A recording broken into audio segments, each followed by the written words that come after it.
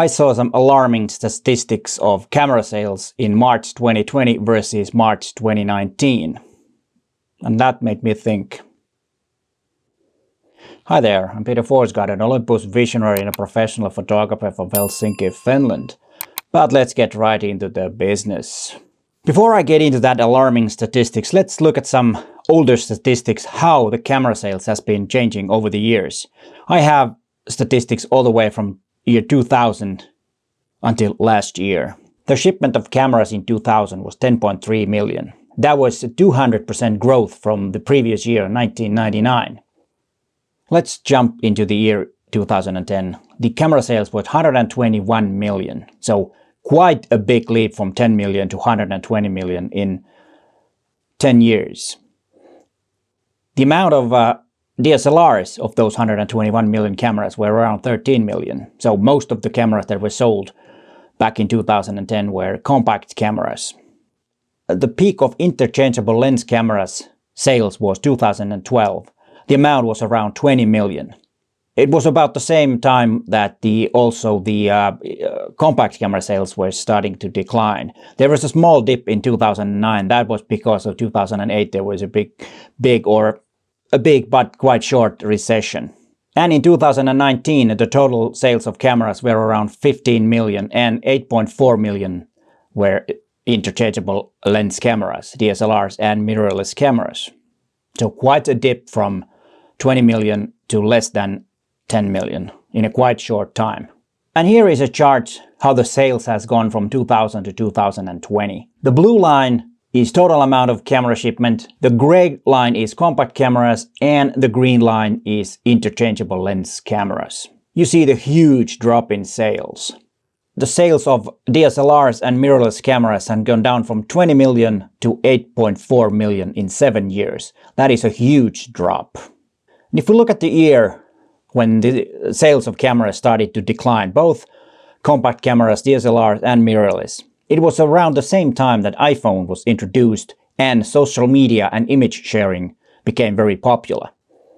And that also changed the behavior of photographers. And when I'm saying to photographers, I mean also hobbyists and casual photographers. People started to share images. That was the thing. And that was the biggest single thing that made the compact camera market to disappear, and also the sales of cameras to decline really rapidly.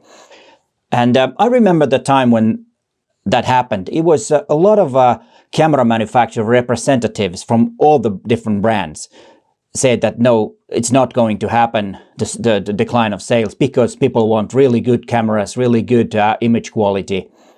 But they totally ignored the idea that people wanted to share images. And what's a better way to share than taking a photo with your mobile phone and share it from there?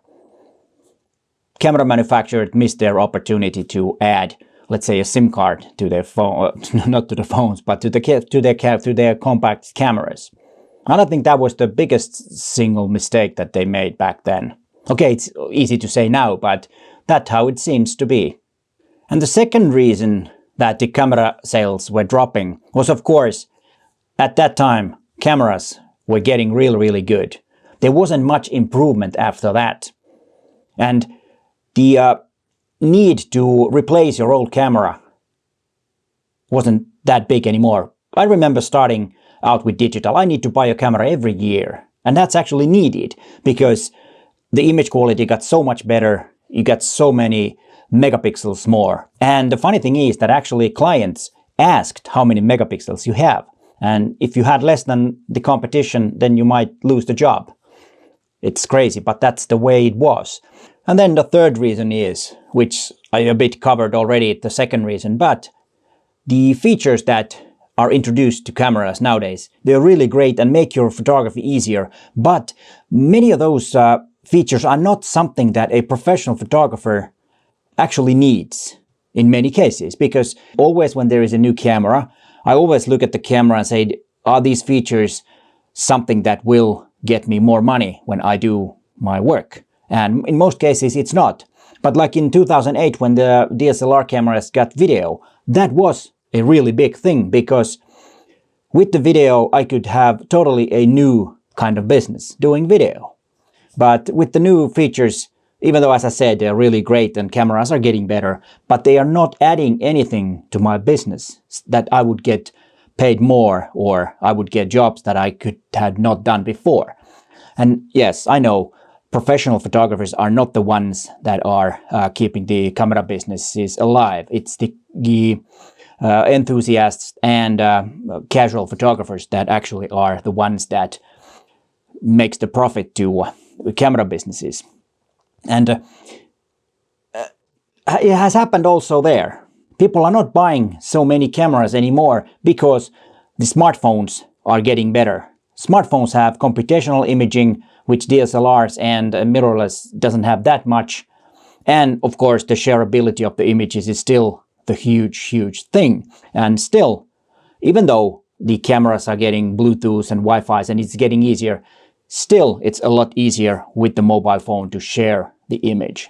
And for example, here in Finland, at least in 2008, 2010, a DSLR for a teenager was a must. But it's not anymore. They just want a better mobile phones with the computational imaging, etc., etc. So that also has affected the DSLR sales and mirrorless sales a lot, at least here in Finland. I don't know how it is in other parts of the world and other countries, but that's the case here. So in short, consumers are buying better phone cameras and not real cameras. But what was the shocking statistics that I was saying in the beginning of this video? Well, it's this chart. This chart tells that the camera sales has dropped 67% from March 2019 versus 2020. Not in a year, but in a month. So it's not the whole year. But this is shocking, and this is a catastrophe for camera businesses if this continues in April and May, because we're living in a very odd times now.